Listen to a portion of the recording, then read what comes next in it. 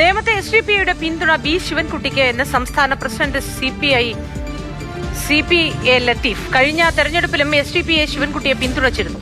ലോക്സഭാ തെരഞ്ഞെടുപ്പിലും പാലക്കാട് ഉപതെരഞ്ഞെടുപ്പിലും UDFന് പിന്തുണ നൽകി. SDPI വോട്ട് വേണ്ടെന്ന് മുഖ്യമന്ത്രി പറയാതിരുന്നത് സ്വാഗതാർഹമെന്നും CPA ലത്തീഫ് പറഞ്ഞു. അത് നമുക്ക് മനസ്സിലാകാത്തൊരു കാര്യമാണ്. കഴിഞ്ഞ ലോക്സഭാ തെരഞ്ഞെടുപ്പിൽ യാതൊരു പ്രതിഫലവും പ്രതീക്ഷിക്കാതെ എന്തായാലും മഞ്ചേശ്വരത്തിന് ബാലൻസ് ആയില്ലേ. ഇനി മൂപ്പർക്ക് വേറൊരു സങ്കടം കൂടി ഉണ്ട്, നമുക്ക് അതിൽ കൂടി കേൾക്കാം. നിങ്ങൾ SDPI ഞങ്ങൾക്ക് വോട്ട് ചെയ്യണമെന്ന് ആവശ്യപ്പെട്ടില്ല, എന്നിട്ട് പോലും നിലപാടെടുത്തുകൊണ്ട് അത് BJPയോട് ജയിക്കുമെന്ന് സാധ്യത വന്നപ്പോൾ ഒരു നിലപാട് സ്വീകരിച്ചതായിരുന്നു. ആ നിലപാടിന്റെ ഭാഗമായി കോൺഗ്രസിനെ പിന്തുണച്ചു.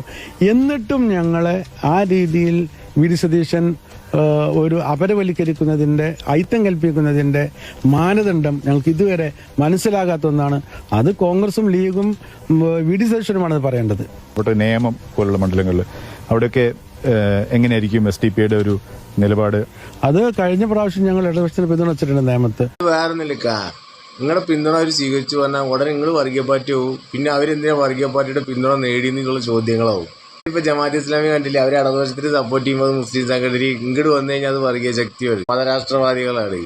ഇതന്നെ പിണറായി സാറ് മുസ്ലിം സംഘടനകളായിട്ടുള്ള ജമാഅത്തെ ഇസ്ലാമി ഞങ്ങൾക്ക് പിന്തുണയ്ക്കേണ്ടി വരണം. ഒരു കുഴപ്പമില്ല, കൂലാണ്, വളരെ കൂലാണ് കാര്യം. ജമാഅത്തെ ഇസ്ലാമി വെൽഫെയർ പാർട്ടിയുടെ പിന്തുണ കിട്ടിക്കൊണ്ട് മൂപ്പർക്ക് എല്ലായിടത്തുള്ള ഒരു ചോദ്യമാണ് ഈ വർഗീയ പാർട്ടിയുടെ വർഗീയ ശക്തരങ്ങൾ പിന്തുണ വാങ്ങേണ്ടി പിന്തുണ നിങ്ങളുടെ പിന്തുണ കൂടി സ്വീകരിച്ചു എന്ന് പറഞ്ഞാൽ മൂപ്പരാ പെടില്ല. പിന്നെ നിങ്ങൾക്ക് കുഴപ്പമില്ലല്ലോ, നിങ്ങൾ മറ്റടുത്ത് വോട്ട് കൊടുക്കുമ്പോൾ ആർക്കും ഒരു പ്രശ്നമില്ലല്ലോ. ആരും ചോദിക്കൊണ്ട് നിങ്ങൾ വർഗീയ ശക്തിയൊന്നുമില്ല.